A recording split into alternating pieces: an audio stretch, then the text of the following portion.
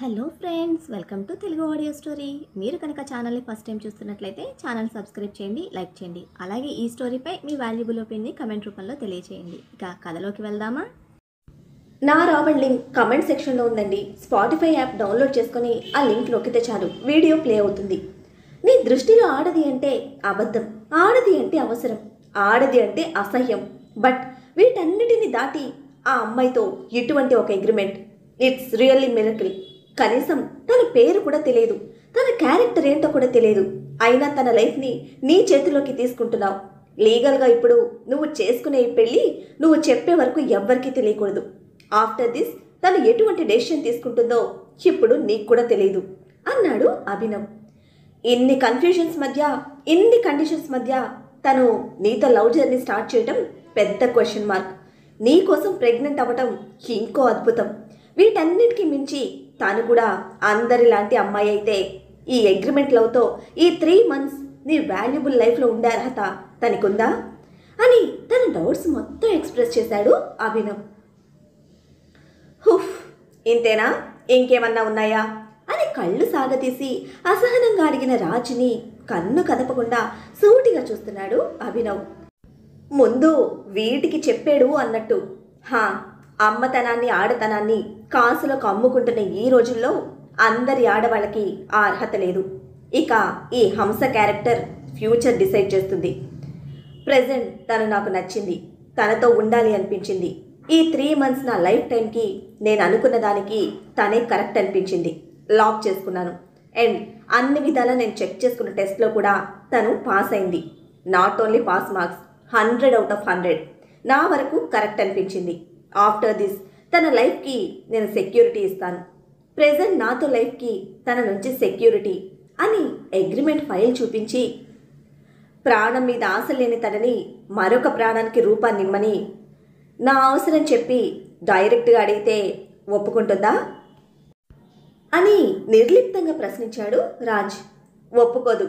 సహస్రనే కాదు, అసలు ఏ ఆడపిల్లైనా ఇటువంటి అగ్రిమెంట్కి ఒప్పుకోదు.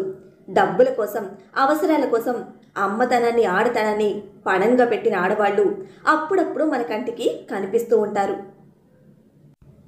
వాళ్ళ వెనుక రీజన్స్ ఏమైనా కావచ్చు. రైట్ నౌ నేను కూడా అదే ఫాలో అవుతున్నాను. తను కన్సీవ్ అయితే 2nd class, కన్సీవ్ కాకపోతే 1st class, నువ్వే డీల్ చేయాలి అని అభినవ్కి క్లియర్గా క్లారిటీ ఇచ్చాడు రాజ్. అయితే ఇలా 3 నెలల రిలేషన్షిప్తో తల్లిగా మారి ఆ బిడ్డతో మిగిలిన జీవితం అంతా ఒంటరిగా ఎటువంటి సుఖం సంతోషం లేకుండా బ్రతకమంటే ఏ ఆడపిల్ల ఒప్పుకోదు. ఆ విధంగా జీవితాన్ని వదులుకోవాలంటే ఒకే ఒక్క బలమైన అస్త్రం ప్రేమ. ఆ ప్రేమ మీద రాజ్కి నమ్మకం లేదు. అందుకే ఇలా సీక్రెట్ లవ్ పేరుతో సహస్రని అగ్రిమెంట్తో లాక్ చేస్తున్నాడు. అసలు అమ్మాయిల మీదే నమ్మకం లేని రాజ్ సహస్ర మీద ఏ నమ్మకంతో ఎటువంటి స్టెప్ తీసుకున్నాడో ఇంకా బేతాళ ప్రశ్నగానే కనిపిస్తుంది అభినవ్కి. ఈ అగ్రిమెంట్కి తను ఒప్పుకుంటుందా అని అదే కన్ఫ్యూజన్తో అడిగితే, అందుకేగా బెదిరించి ఫ్రేమ్లో ఫిక్స్ చేశాను అన్నాడు రాజ్. అయితే తన ఇష్టంతో సంబంధం లేదా అని మళ్ళీ అభినవ్ క్వశ్చన్ చేస్తే, నేనెప్పుడు ఎవరిని ఫోర్స్ చేయలేదు మామా, నీకు తెలీదా అని ఎదురు ప్రశ్నించాడు. అంటే ఇప్పుడు తను నేను ప్రేమిస్తుందా అని అడిగితే, నాకు ప్రేమ అక్కర్లేదు మామా, జస్ట్ ఈ 3 months నా లైఫ్ ఒక వాల్యుబుల్ పీస్, ఎంత తొందరగా అయితే అంత తొందరగా ఫినిష్ చేయాలనుకుంటున్నా అన్నాడు ఎటువంటి ఫీలింగ్ లేకుండా. ప్రేమ లేకుండా తను నేను టచ్ చేయనిస్తుందా అని డౌట్ ఎక్స్ప్రెస్ చేస్తే, అదేగా నా టాలెంట్ అని కార్నర్ స్మైల్తో కన్ను కొట్టాడు రాజ్. ఓరే మెంటల్ నా కొడక, అసలు నీకన్నా అర్థమవుతుందా?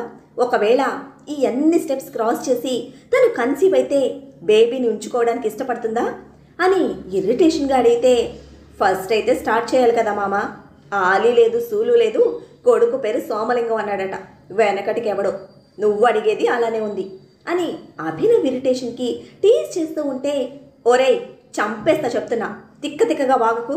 ఇన్ కేస్ బేబీ పుట్టినా ఆ బేబీతో లైఫ్ లాంగ్ తను ఉండాలి కదరా అని ఇంకా పెరుగుతున్న చిరాకుతో కోపంగా అడిగాడు అభినవ్. బేబీతో తనెందుకురా, మా అమ్మ నాన్న ఉన్నారుగా అని కూల్గా ఆన్సర్ ఇచ్చిన రాజ్ షోల్డర్ మీద గట్టిగా పంచిచ్చి, మెంటల్ నా కొడక, భూమి మీద నీలాంటి కన్ఫ్యూజ్డ్ క్యారెక్టర్ ఇంకొకరుండరు, అసలు ఫ్యూచర్ ప్లాన్ ఏమీ లేకుండా ఎలారా ఇంత డేర్గా ఒక అమ్మాయి లైఫ్ని నీ చేతిలోకి తీసుకుంటున్నావు? ఏది అడిగినా నెగిటివ్ ఆన్సర్ ఇస్తావు, లేదంటే అన్ని పాయింట్స్ తిప్పి తిప్పి క్లాసులలో బిగించి పెడతావు. తన నుంచి ఏమీ ఎక్స్పెక్ట్ చేయకుండా తన నుంచి అన్నీ కావాలనుకుంటున్నా నీ ఆలోచన ఏంటో నాకు అర్థం కావటం లేదు. నాకు అర్థం కాకపోయినా పర్వాలేదు, బట్ తను అడిగితే చెప్పాలి.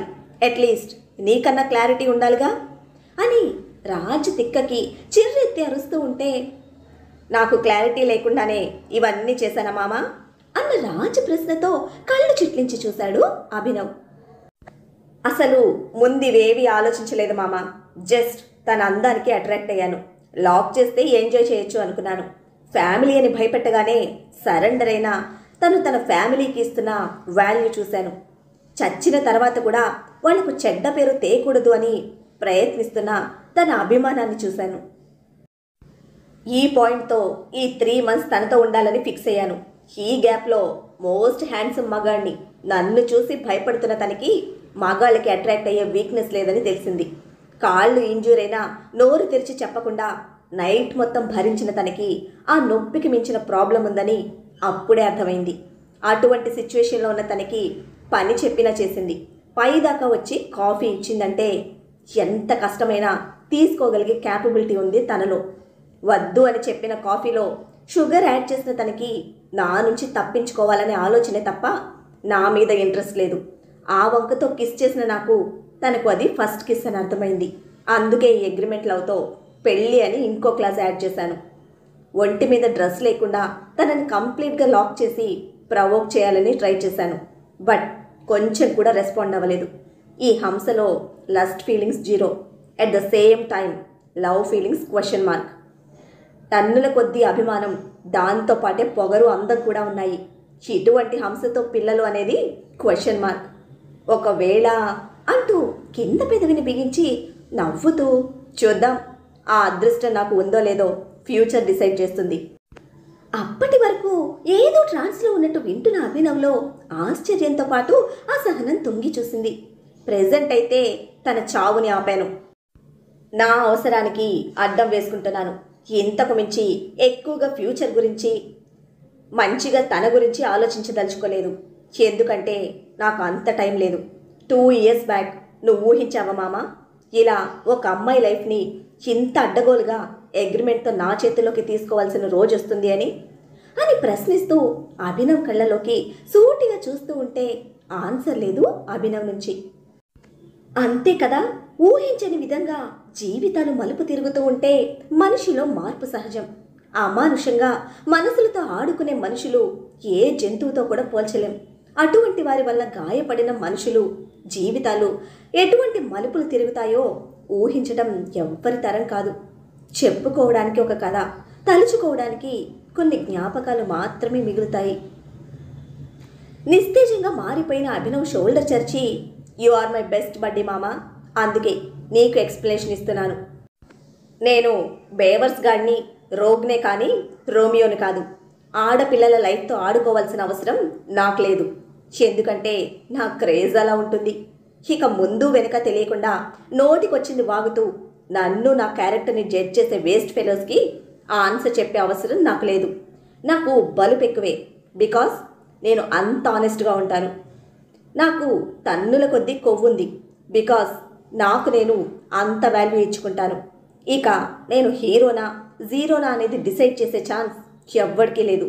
బికాస్ నేను హీరోనే. ప్రతి ఒక్కరూ వాళ్ళ లైఫ్లో హీరోనే. ఇక అమ్మాయిల మీద అసహ్యం వాళ్లతో అవసరం అంటావా? వాళ్లే నన్ను అలా తయారు చేశారు. ఉప్పు కారం తినే మగాడిని కదా మామ, అందుకే అవసరం ఉంది. వాళ్ళ చేతుల్లో గాయపడ్డ మనిషిని కదా, అందుకే అసహ్యం కూడా ఉంది. ఇక ఈ హంసని హింస పెట్టడం అంటావా? బతుకు మీద ఆశ వదిలి చావుని కోరి వెళ్ళిన తనకి నేను పెద్ద మ్యాటర్ కాదు. అండ్ నా అవసరం అటువంటిది. ఇందులో నా స్వార్థంతో పాటు తనకి లైఫ్ మీద ఆశ పుట్టడానికి మరొక ఛాన్స్ కూడా ఉంది. అలా అని ఈ హంసను నేను ఉద్ధరించడం లేదు మామ, జస్ట్ నా అవసరానికి యూజ్ చేసుకుంటున్నాను. ఈ 3 months నా వాల్యుబుల్ లైఫ్ని తన మీద ఇన్వెస్ట్ చేస్తున్నాను అంతే అని ముగించాడు రాజ్. తను చెప్పిన దానిలో తప్పు ఒప్పు అని జడ్జ్ చేసే స్టేజ్లో లేడు అభినవ్.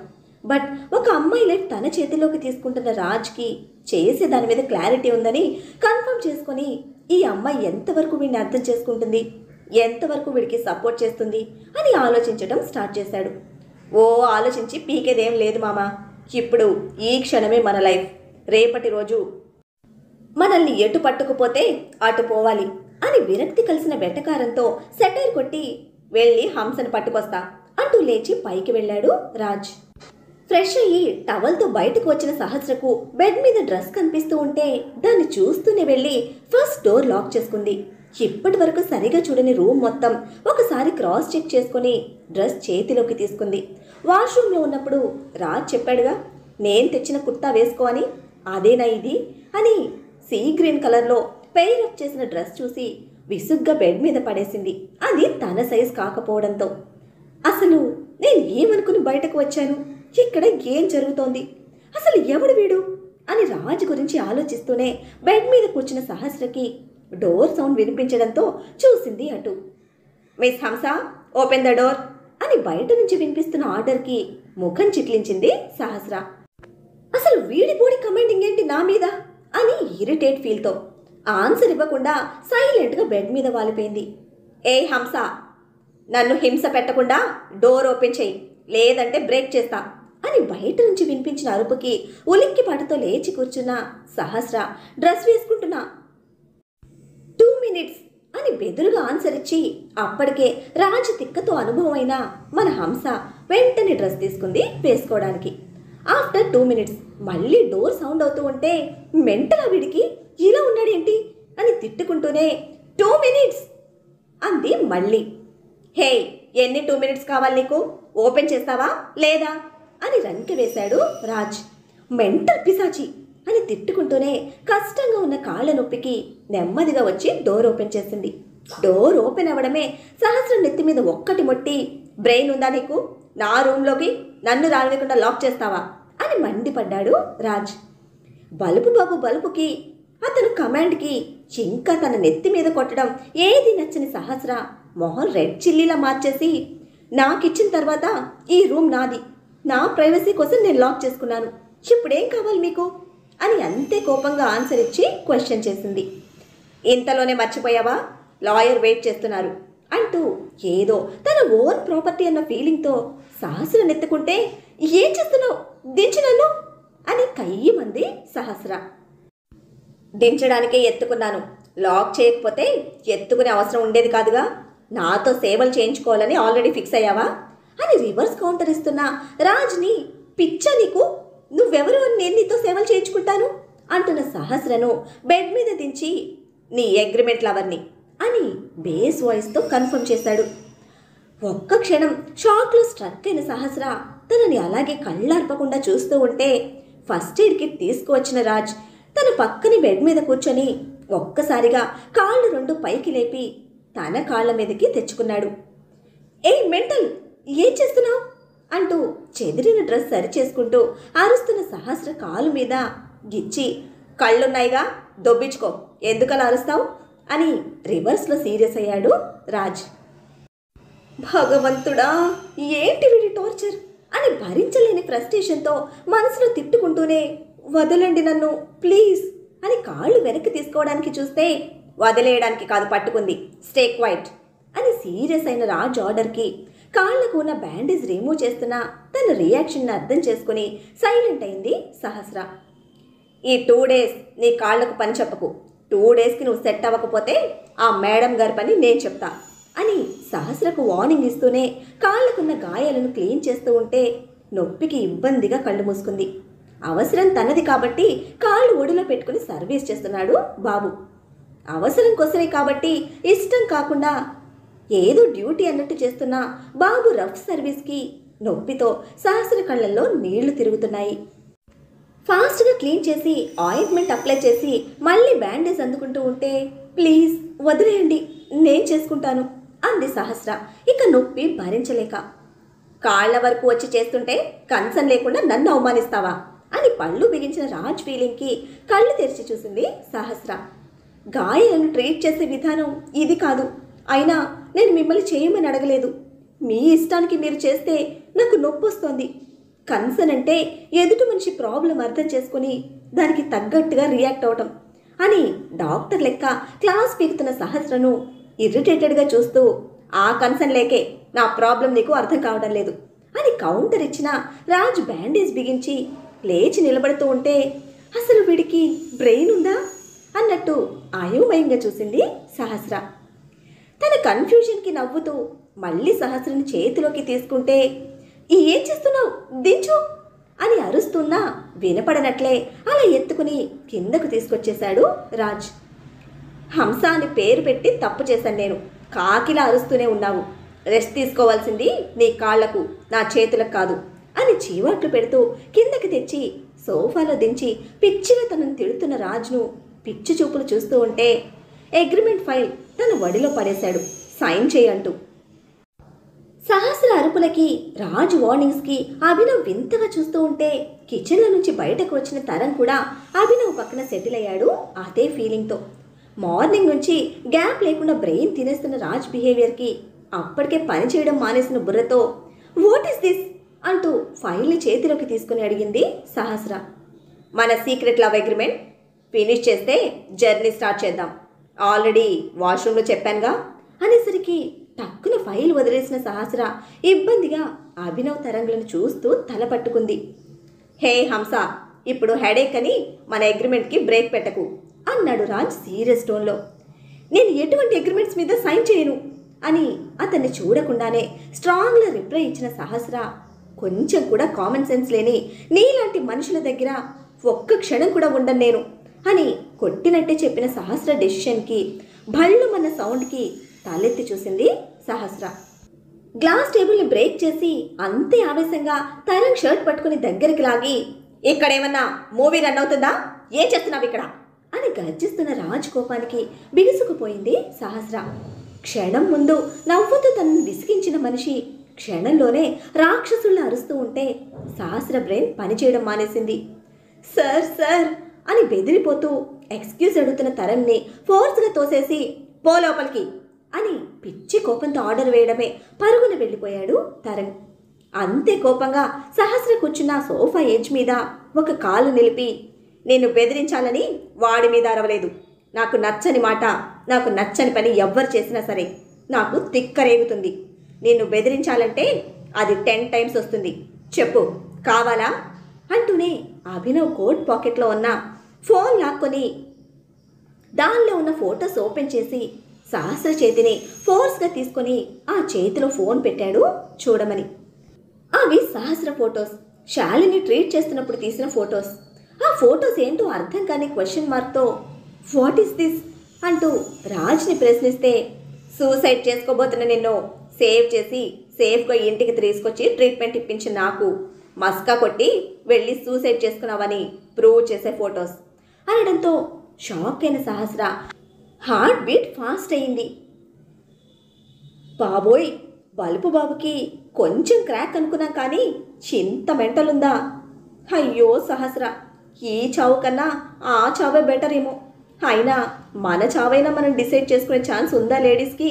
ఈ లోకల్లో ఏదో ఒక రీజన్ కోసం ఎవరో ఒకరి కోసం బ్రతికేయడమే కదా. సహస్ర ఈ అగ్రిమెంట్లో సైన్ చేస్తుందా? అదే తన బ్రతుక్కి కొత్త దారి చూపిస్తుందా? చూద్దాం ఏం జరుగుతుందో. చూడాలంటే ఫాలో అయిపోండి మరి. అలానే ఈ వీడియో చూస్తున్న ప్రతి ఒక్కరూ స్పాటిఫై యాప్ డౌన్లోడ్ చేసుకొని కామెంట్స్లో ఇచ్చిన లింక్తో నా రావణ్ణి ఫాలో చేయండి. నా రాక్షసుడు సిరీస్ కూడా అక్కడే ఇవ్వబోతున్నాం. Bye friends.